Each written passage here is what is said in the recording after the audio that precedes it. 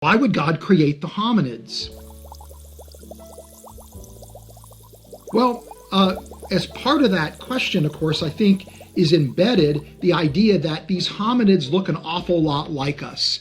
And so if they're not transitional forms, why would God create these creatures that look so much like us? Yeah, that's a good question. So, see Homo here in blue? See that? So, everything in blue here, these were creatures that were very much like us. In fact, you could call them human. And that is interesting, isn't it? So, what I would say then is that the correct theology will have an answer as to why this is.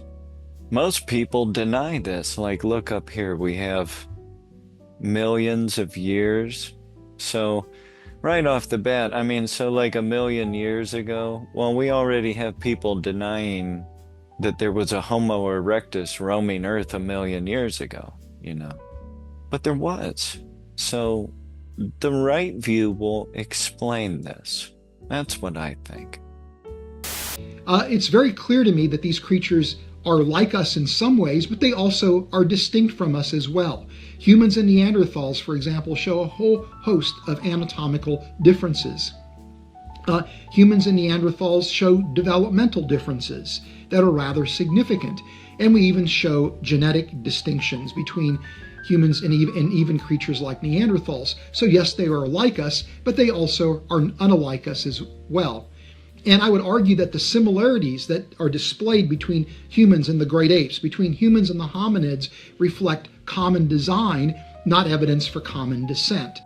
Okay, so Fuzz denies the evolution that some claim happened, but he's admitting that there were these different versions of the human being on Earth.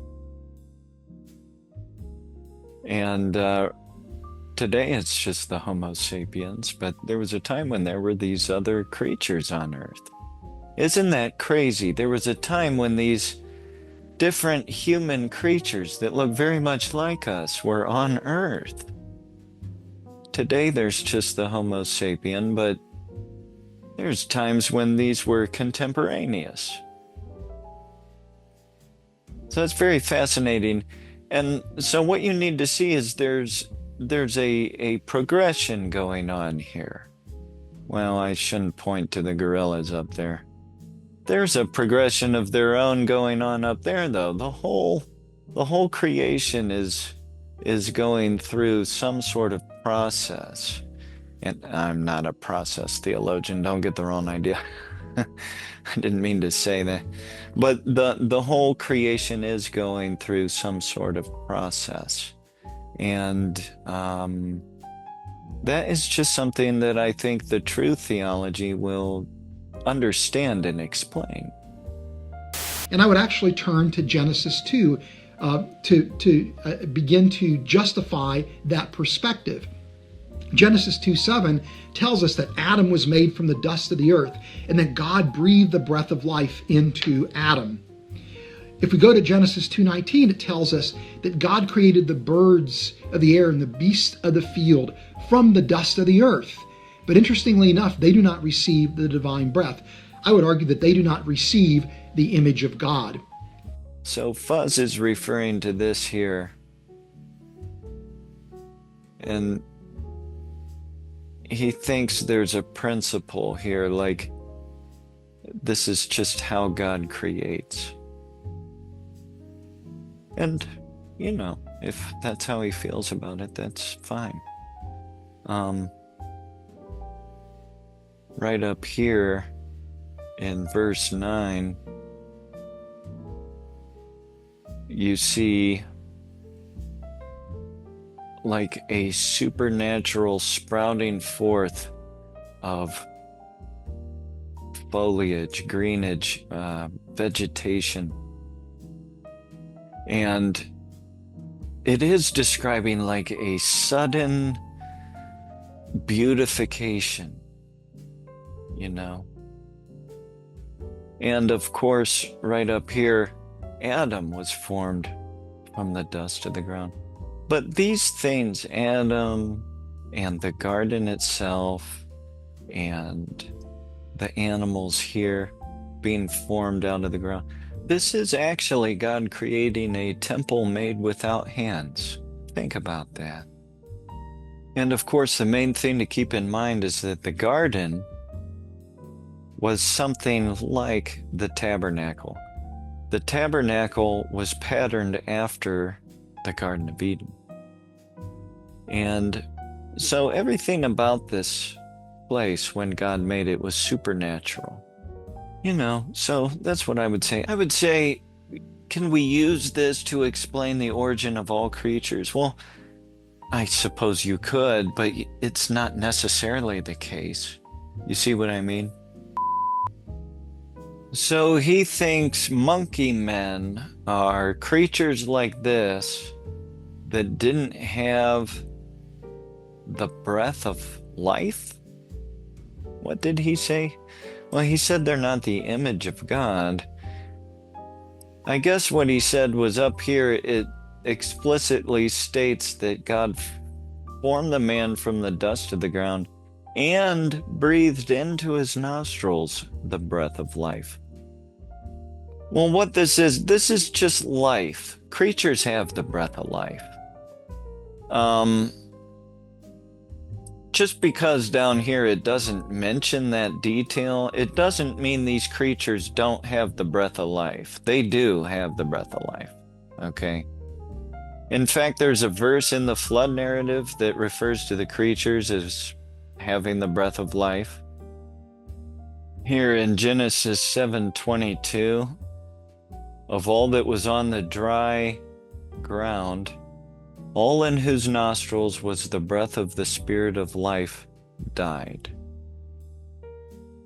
See how it is really describing creatures as having the breath of life. Living creatures have the breath of life. And the real question is, are there certain creatures that have an immortal soul? That's the real question.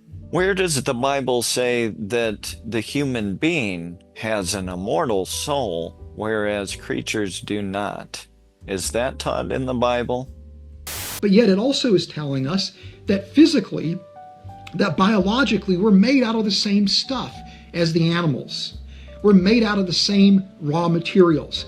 I would argue we're made from the same templates, the same design features, and so the similarity between humans and other creatures reflects, again, common design, not common descent. Okay, but why were they made? Why was there a time in Earth's history when there were prototypes of the Homo sapien running around? Not common descent, and there's a biblical undergirding for viewing the shared features in living organisms in that way. So I think that's one way we can make sense of why these creatures look like us. So often we tend to emphasize their similarities, but there's also very real differences that we see. In my view, the biggest differences would be behavioral in nature, where it's very clear that even creatures like Neanderthals lacked advanced cognitive ability, lacked the capacity for symbolism, lacked what we would call theory of mind, that these are properties unique to humans and properties that align with what we would think the Imago Dei to be. Well, that's strange. He never explained why this would happen. Like, what was going on? Well, I'll tell you what was going on is the divine council was working toward an image of God. Because God, when he creates, he invites the participation of the divine council. And this comes out in Genesis 1. Let us make man in our image. Now, it's not to say that angels create, and also the term angels, probably isn't correct. But it's not to say that the sons of God create, but they actively participate. But in the meantime, so Hugh Ross's group, Do they have an understanding of why God would work toward an image of God? Why would why would God work toward an image of God on earth? You see? So your answer basically is going to involve the divine counsel and this educating of the sons of God that is occurring. That's what it's about. But I've gone on enough. And I have to say, I'm kind of disappointed here in Fuzz's video. I don't think he explained where the hominids came from. What do you think? Most of what has lived has been lost. Our family tree is a giant puzzle, with most of the pieces missing.